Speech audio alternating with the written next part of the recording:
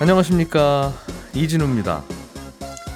해외로 나갔던 기업이 다시 국내로 돌아오면 국내 일자리가 많이 늘어날 거라는 생각으로 정부가 10년 전부터 다양한 당근책을 제시하고 있는데요. 정작 국내로 복귀한 기업들의 일자리 증대 효과는 별로 크지 않다는 분석이 나왔습니다. 고금리의 여파로 전 세계 부동산 시장에 찬바람이 불고 있는데 내년에는 금리가 좀 내릴 거라는 전망에도 불구하고 부동산 시장의 한파는 더 강해질 것 같다는 예측이 나왔습니다. 세계 최대의 가상화폐 거래소인 바이낸스에 대해서 미국 정부가 무려 5조 원이 넘는 벌금을 부과했습니다. 미국 정부가 제재 중인 국가와 단체의 자금 세탁을 도왔다는 게 이유입니다. 11월 23일 목요일 손에 잡히는 경제 시작합니다. 네, 오늘도 행복자산관리연구소 김현우 소장, 그리고 손에 잡히는 경제 박세훈 작가, 서은영 경제뉴스 큐레이터, 이렇게 세 분과 함께 또 경제뉴스 재밌게 정리해 보겠습니다. 세 분 어서 오십시오. 네, 안녕하세요. 김현우 소장님이 준비해 오신 부동산 시장 전망. 네. 이제 금리가 오르고 나서 전 세계 부동산들이 꽤 안 좋은데 요즘은 뭐 내년쯤 되면 금리가 더 오르지도 않고 좀 내려가기도 하지 않겠냐 하는 전망이 조금 더 많은 것 같아서 뭐 부동산 시장도 좀 풀리겠네 하는 생각이 일반적일 것 같은데, 부동산 시장 찬바람은 지금부터 시작이다, 이런 예측이 나왔다고요? 그렇습니다. 이 코로나 이후에 사실 우리나라도 집값이 많이 올랐지만 대부분 나라들의 주택 가격이 크게 상승을 했는데요. 이후에 이제 금리 오르면서 거래가 잘 안 되고 침체기를 맞이를 했죠. 그런데 말씀하신 것처럼 내년부터 금리가 좀 낮아질 것 같다는 전망이 나오는 와중에서도 앞으로 더 힘든 시기가 장기간 이어질 것 같다라는 보도가 블룸버그에서 나왔어요. 먼저 미국 같은 경우에는 30년 만기 주택담보대출 금리가 가장 낮았던 때가 2.65%였는데 이게 최근 7%대 중반까지 올랐습니다. 이거 1, 2년 사이에 이렇게 오른 거죠? 그죠? 네, 그렇습니다. 그런데 미국도 우리나라처럼 30년 고정금리가 있고, 장기 고정금리죠. 그리고 변동금리 상품도 최초 5년, 7년, 10년 고정인 다음에 변동금리로 바뀌는 상품들이 있어요. 이걸 미국은 변동금리로 분류하는군요. 네. 우리나라는 5년 고정 후 이후에 변동금리는 그건 고정금리로 분류하는데. 네, 그렇습니다.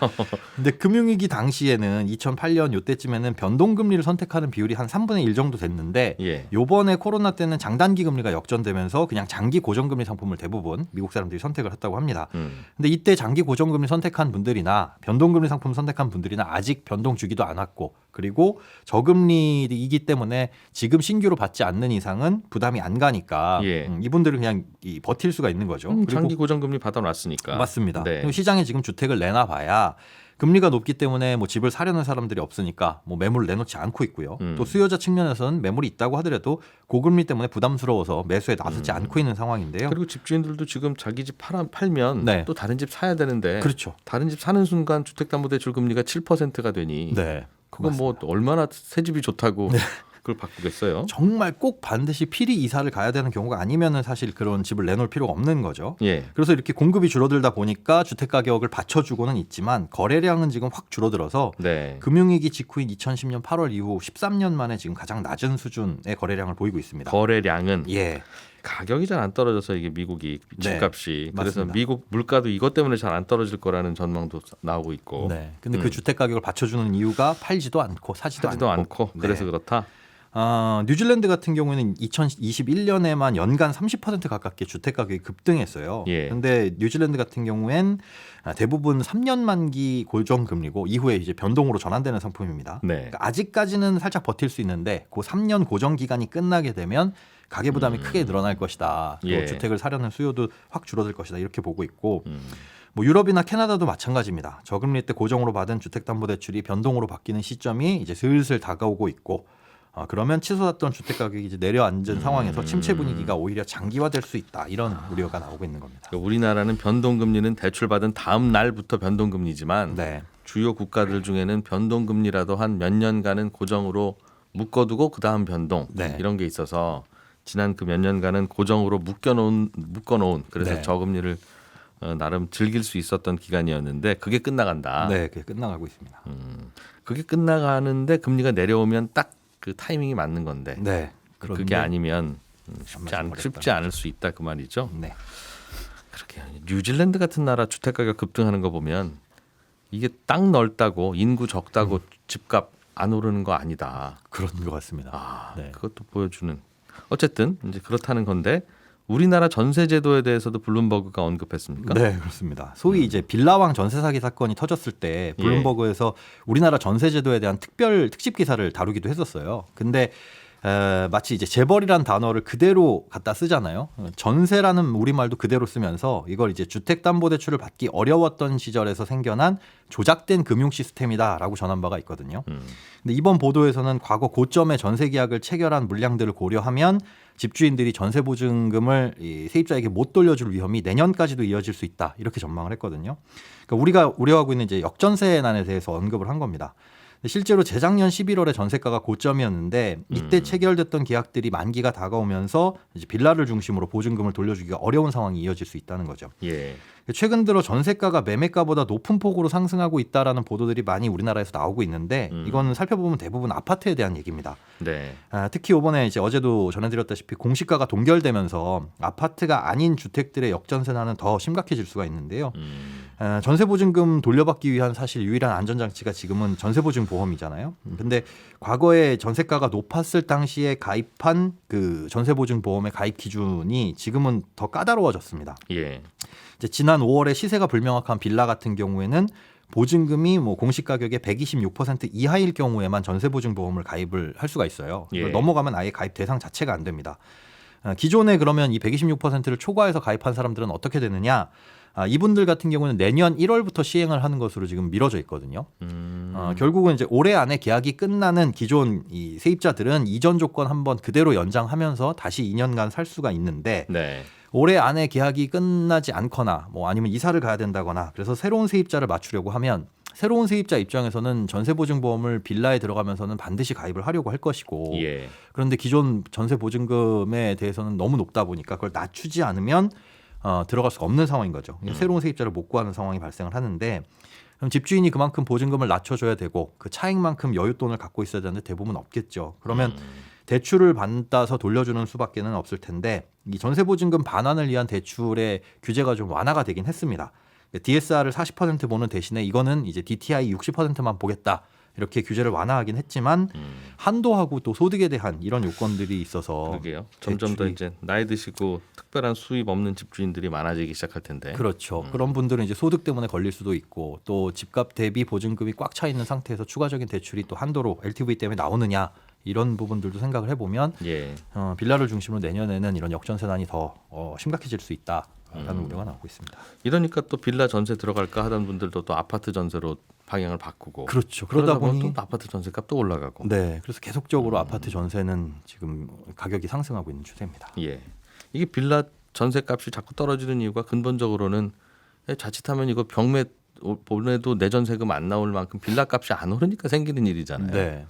그래서 빌라 가격을 좀 올릴 수 있는 방법. 그래서 이거는 본질보다 많이 저평가니까 우리나라에서는 네. 빌라 같은 거는 사면 안 돼. 샀다가는 못 팔아. 네. 이거 한번 사면 유주택 낙인이 찍혀서 청약도 못 해. 그렇습니다. 이런 것 때문에 빌라를 안 사는 거라서 저게 집이 나빠, 비과세, 뭐 교통이 나빠, 뭐 이런 게 아니라 맞습니다.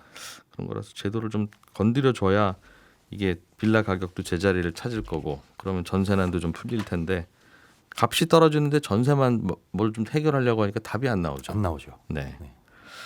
자, 박 작가님이 준비해 오신 소식은 이것도 재밌네요. 해외로 나간 기업이 한국으로 다시 돌아오면 이제 그 기업은 한국에서 직원들을 다시 뽑아야 될 테니까 그렇죠. 우리나라 안에서 일자리도 늘어날 거다. 네. 그래서 이제 돌아오는 기업들에 대해서 혜택을 많이 주고 있는데 별로 효과가 없다는 보고서가 나왔어요. 그렇습니다.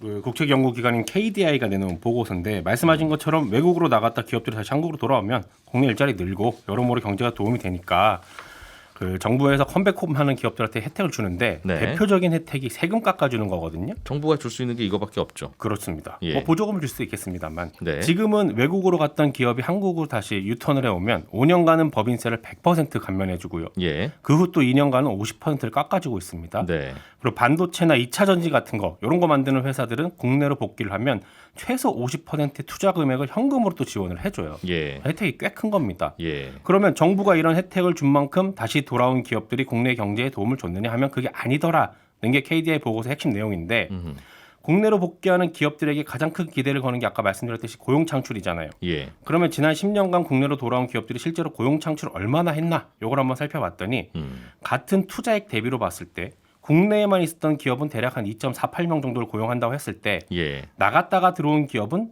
1.17명에 그쳤다는 거예요. 그러니까 고용 창출 효과가 절반에도 못 미친 겁니다. 아, 해외로 나갔다가 돌아온 기업은 국내에 들어와도 네, 직원 채용 많이 안 하고 그렇습니다. 다 기계 돌리더라. 그렇습니다. 그럼 왜 이런 결과가 나온 거냐? 나갔다가 들어온 기업들이 어떤 기업들인지를 봤더니 주로 상대적으로 좀 규모가 작고 생산성은 낮고 해외 생산 경험도 부족해서 향후에 해외 투자를 확대할 가능성이 낮은 기업들이라는 거예요. 근데 해외에서 소위 잘 나가는 그런 기업들이 국내로 돌아와서 활발하게 기업 활동을 해야 거기서 이제 고용 효과가 크게 나오는 건데 그 기업들이 해외로 나갔던 건 인건비 절감이 가장 큰 이유였는데 예. 국내로 돌아온다고 세금 좀 깎아주는 걸로는 유인 효과가 크지 않더라라는 거죠. 나갔다가 돌아오는 기업들이 이른바 잔챙이 기업들만 들어오더라. 그렇습니다. 그리고 그 기업들에게 지금 지원을 하고 있다라는 거예요. 그래서 KDI 보고서는 결론을 이렇게 내는데 고용 창출 효과를 실제로 내려면 단순히 법인세 깎아주는 정도가 아니라 잘 나가는 기업들이 다시 돌아올 정도로 매우 매력적인 혜택을 주든지 그게 아니라면 단지 그냥 해외로 나갔다가 들어왔다라는 이유로 그 기업을 지원하는 게 아니라 어떤 기업이든지 국내에 투자를 늘릴 수 있도록 인센티브를 주는 방향으로 바꿔야 한다라는 겁니다. 이 얘기는 동감이 되네요. 그러니까 해외로 나갔다가 돌아오는 기업만 지원하지 말고 네. 이러니까 다들 해외로 나갈 때 우리는 우리나라 지켜야 돼. 나는 뭐 사명감으로 사업하는 분들이 많지 않겠으나 안 나갔던 기업들은 세금 100% 다 내고 네. 나간다 할 때 다 휩쓸려서 나갔던 기업은 돌아왔다는 이유로 또 10년간 세금 깎아주고 그렇습니다. 이거 우리가 경험하는 게 우리 집에 들어오는 초고속 인터넷 네. 그거 바꾸면 사은품 주고 안 바꾸면 그냥 아무 연락이 없고 네. 그거잖아요. 새로 들어오는 고객만 뭐 주고 그냥 그렇습니다. 기존 고객은 안 주고 똑같은 걸 이제 국가에서도 하고 있는 건데 그러지 말자. 네. 요거 좀 한번 바꿔보자라는 겁니다. 또 돈이 넉넉해야 또 나눠주죠. 다만 이제 국내로 돌아온 기업들 중에는 큰 기업도 있고 아마 기계로 이제 하자 돌아올 때 야 이거 베트남 인건비보다 훨씬 비싼 게 우리나라 인건비인데 돌아가서도 똑같이 100명 고용을 어떻게 해? 다 기계로 하자 들어가서 그렇게 해서 들어와서 기계로 하는 바람에 새로 고용 창출이 우리나라에 잔류했던 기업보다 적을 수도 있을 것 같고 그럴 수도 있죠. 아무튼 생각보다는 안 그렇다. 그렇습니다. 안 그럴 걸로 예상은 했어야죠. 베트남 같은 나라에서 인건비 싼 나라에서 100명 고용하던 기업이 돌아와서 100명 고용할 걸로 예상을 하면 그건 좀 아닌 것 같긴 한데 예. 그런 고민이 또 있군요. 네. 자, 서은영 큐레이터가 갖고 오신 소식도 재밌네요. 세계 최대의 암호화폐 거래소인 바이낸스가 5조 원 넘는 벌금을 부과받았어요. 네, 상당히 큰 규모죠. 미국 정부에서는 역대 최대 규모다 뭐 이렇게 표현하기도 하던데 뭘 잘못했어요? 일단 혐의는 크게 두 가지입니다. 먼저 가상화폐로 꾸준히 자금 세탁을 해온 범죄 테러 단체들의 거래를 바이낸스가 눈감아줬다. 이게 첫 번째인데요. 미국 정부가 확인한 거래 내역에 하마스, 알카에다, IS 같은 테러 조직이 있었고요. 아동 성착취물이나 마약 관련 거래도 확인이 됐습니다. 두 번째로는 북한, 이란처럼 미국 정부가 제재하는 국가와 미국인들의 자금 거래를 중개한 혐의가 있는데요. 특히 북한의 총 80건, 약 56억 원 규모의 이 가상화폐 거래를 중개한 사실도 드러났습니다. 미국 정부는 이런 거래를 통해서 북한이 핵무기와 탄도미사일 개발을 위한 자금을 확보할 수 있었던 거 아니냐 이렇게 보고 있는데 바이낸스가 불법 거래를 중개하고도 또 이걸 알고 국민당국에 보고도 안 했고 이런 거래를 막기 위한 노력도 안 했다는 점을 문제 삼은 겁니다. 저쪽으로 코인 보낼 때 상대방 확인했어야지. 그렇습니다. 노스코리아라고 써 있잖냐 지금. 네. 그런 얘기였던 것 같은데. 바이낸스 쪽에 반론은 없습니까? 아니면 그냥 잘못했다고 하는 겁니까? 이게 이제 플리바게닝이라고 하죠. 그래서 네. 이 양형 합의 과정에서 이 모든 혐의를 다 인정을 했습니다. 그러니까 바이낸스가 미국 정부의 수사 대상에 오른 게 2020년부터인데 그동안 이 바이낸스가 미국의 법인이 없기 때문에 미국 정부 규제 대상 우리 아니거든요. 이렇게 계속 주장을 했었거든요. 근데 예. 여기에 대해서 미국 정부는 미국인들이 거래하는 플랫폼은 본사가 어디에 있든 미국 법을 따라야 된다. 이렇게 맞섰어요. 그런데 3년 만에 이 바이낸스가 미국 정부가 제기한 모든 혐의에 대해서 유죄를 인정을 한 겁니다. 합의 봤다 이거군요. 그렇죠. 네. 근데 한때 이 전 세계 가상화폐 거래 70%가 바이낸스 통해서 이루어졌었거든요. 상당한 이제 점유율이었는데 지금은 이 점유율이 40% 정도로 떨어졌습니다. 그리고 미국 내 점유율도요. 20%였던 게 지금은 0.5% 상당히 미미해졌죠. 그러니까 이런 상황에서 이 바이낸스로서는 회사라도 좀 유지하려면 백기투항해야겠다 이런 판단을 할 수밖에 없었던 것으로 보입니다. 예. 이번 판결 직후에 미국 재무부 브리핑이 좀 있었는데 그 내용을 좀 살펴보면 앞으로도 이게 바이낸스로 끝나지 않겠다. 그러니까 테러 단체나 제재 대상국 관련된 거래 중개 문제로 이 많은 코인 거래소들이 미국 정부 철퇴를 막겠다 이런 좀 예상이 나오는데 예. 제닛 옐런 재무부 장관이 이번 판결로 오늘과 내일의 가상화폐 산업 전체에 메시지를 보내는 것이다. 이 미국 금융체계의 혜택을 받고 싶다면 테러리스트나 외국 적대 세력과 범죄로부터 안전하기 위한 규정을 따라야 한다. 그렇지 않다면 결과를 감수해야 된다. 이런 아주 공포스러운 경고장을 날리기도 했습니다. 미국에서 코인 장사 하려면 눈치가 좀 있어야지 이 친구들아. 네. 그런 얘기. 북한을 건너간 그 중개했던 게 56억 원이면 서울 아파트 한 두세 채 값인데 네. 야, 이걸로 북한이 핵 개발했단 말입니까? 그런 이야기도 내부적으로는 할 테지만 네. 알겠습니다. 이 바이낸스라고 하는 그 거래소는 우리나라 암호화폐 거래소에도 투자했던 걸로 기억하는데. 네, 맞습니다. 이 우리나라 5대 암호화폐 거래소 중 한 곳인 고팍스의 최대 주주가 바이낸스거든요. 근데 지분 인수한 게 벌써 지난 2월인데 이 바이낸스가 한참 미국 정부 조사를 받고 있던 때라서 이 우리금융 당국으로선 이 대주주 변경 승인해도 될지 좀 판단하기가 어려운 상황이었습니다. 그래서 대주주가 바뀌면서 이제 고팍스는 가상자산 사업자 변경 신고를 해야 하고 이 예. 금융당국은 대주주 적합성 판단해서 신고 수리해줄지 말지 이렇게 결정을 해야 하는데 아직도 결론을 못 내리고 있었거든요. 마침 근데 당국 입장에서는 잘 됐네요. 핑계는 아닙니다만 승인 안 근거가 해줄 핑계가 생겼죠. 생겼으니까 그렇죠. 이봐라 바이낸스 이 친구들 문제 있을 것 같다는 생각이 그렇습니다. 들더니 네. 결국은 이렇게 되지 않았냐. 네. 그래서 결국 승인 어려울 것이다 이런 관측들 계속 나오는데 뭐 바이낸스로서는 지금 이번에 이 판결 나오면서 또 한 가지가 미국 시장에서 철수하기로 약속을 했거든요. 근데 그러려면 우리나라 비롯해서 이제 아시아 중동 시장에서 뭔가 좀 다른 성과를 낼 수 있게끔 그래야 이제 기업이 영속이 될 텐데 예. 이번 판결과 별개로 지금 또 사법 리스크 하나 더 있는 게 미국 증권거래위원회가 제기한 별도 소송이 또 진행 중이거든요. 그러니까 이런 것들 합치면 아무래도 좀 새로운 시장 진출도 어렵지 않겠느냐 이런 우려가 나옵니다. 미국이나 우리나라나 아마 금융 당국은 암호화폐 거래소 이거 내가 없앨 수 있으면 참 없앴으면 좋겠다 그런 눈에 생각이 가시. 있을 텐데 그러나 이미 거래도 하고 있고 뭐 우리가 출발할 당시에 뭐라고 제대로 못 해놓은 상태에서 그냥 꽉 이제 번져버려서 생긴 일이라 우리나라도 당국에서는 뭐 좀 암호화폐 거래소에서 이것 좀 하겠습니다 이렇게 하면 그냥 안 된다고도 안 하고 된다고도 안 하고 계속 그냥 답이 없는 이런 상황이래요. 네. 들어보면 네, 맞습니다. 내심은 그냥 사업 접었으면 좋겠는데 뭘 자꾸 한다고 그러세요 하는 그런 생각이겠죠. 근데 점점 이 암호화폐 거래소들 실적도 계속 이제 다들 적자고 한 곳만 빼고는 그러다 보면 이제 가끔씩 이제 조만간 암호화폐 거래소 사업 접는 곳들이 나오기 시작할 텐데 사업 접는 게 문제가 아니라 지금 거래소에 고객들 돈 다 가 있잖아요 거기에. 그게 가장 큰 문제죠. 그러니까 사업 접는 과정에서 깔끔하게 접힐 거냐 아니면 거기에 또 뭐가 있네 없네 알아보니 다 뭐 돈이 없네 이런 얘기 분명히 나올 텐데 그래서 피해가 없도록 좀 잘 고민하셔야 될 것 같아요 하시는 분들은. 자, 이 소식 하나만 더 보죠. 박 작가님이 준비해 오신 재미있는 소식. 중국 사람들이 두리안을 너무 좋아하는 바람에 예. 우리나라 커피 가격을 올린다. 이게 무슨 연결고리가 있습니까? 여기에요. 중국 사람들이 언제부터인지는 모르겠는데 예. 두리안을 엄청 사 먹고 있고요. 선물도 하고 그러거든요. 중국에서는 두리안이 부의 상징으로 좀 통하고 있어요. 그 두리안이라고 하는 게 그게 그 냄새 좀 그런 그 과일이죠. 뭐 천국의 맛, 지옥의 냄새 이런 수식어가 있긴 한데 어쨌든 중국 사람들이 엄청 많이 소비를 하다 보니까 작년부터 베트남산 두리안 수입 물량도 크게 늘렸어요. 근데 그랬더니 베트남 농민들이 기존에 하고 있던 커피나 쌀 농사 대신에 두리안을 넣어놔도 재배하기 시작을 한 거예요. 두리안을 심어서 팔면 커피나 쌀보다 마진이 5배 정도 더 많거든요. 그럼 당연히 이쪽으로 돌리겠죠. 예. 근데 이런 상황이 우리나라에도 영향을 줄 수 있는 게 뭐냐면 우리나라가 베트남에서 수입하는 커피 원두량이 만만치가 않습니다. 작년에 우리가 수입한 커피 원두랑 생두가 사상 최대인 20만 톤이었는데 예. 그중에 한 20% 정도가 브라질 거였고 그 다음으로 많은 게 16% 베트남산 원두였어요.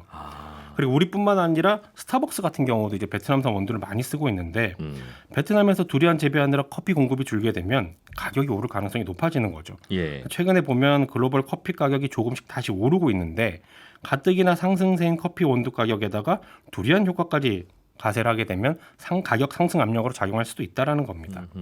그리고 베트남에서 두리안 재배를 늘리다 보니까 베트남 정부도 지금 걱정을 하는 게 뭐냐면 예.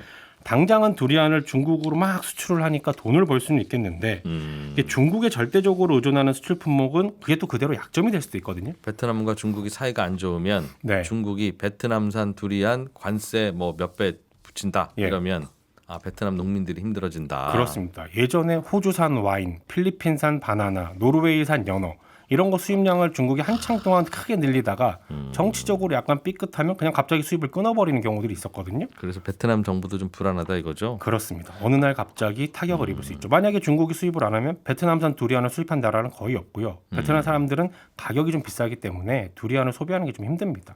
그래서 중국에 뭔가를 판매하는 건 기회이면서 동시에 위험이기도 하다. 이런 보도였습니다. 베트남에서는 그럼 쌀 농사 짓던 논에 두리안 심는다는 건데 그럼 또 이제 쌀도 걱정이겠네요. 우리야 베트남 쌀 수입 안 하니까 예. 아이고 커피가 문제야 커피 이러고 있으나 베트남 쌀을 소비하는 사람 입장에서는 그 커피 한 잔 안 마시면 그만이지만 우리는 쌀은 주식인데 그렇습니다. 그런 것도 있겠네요. 그렇죠.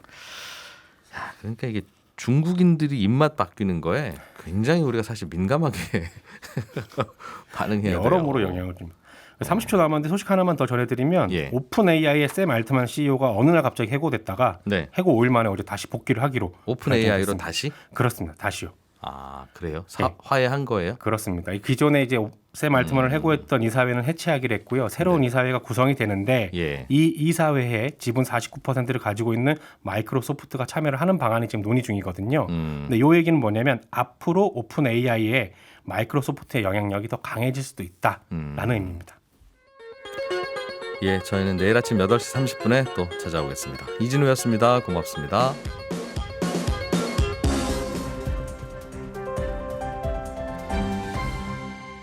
경제를 생각하는 사람들의 즐거운 습관. 이진우의 손에 잡히는 경제.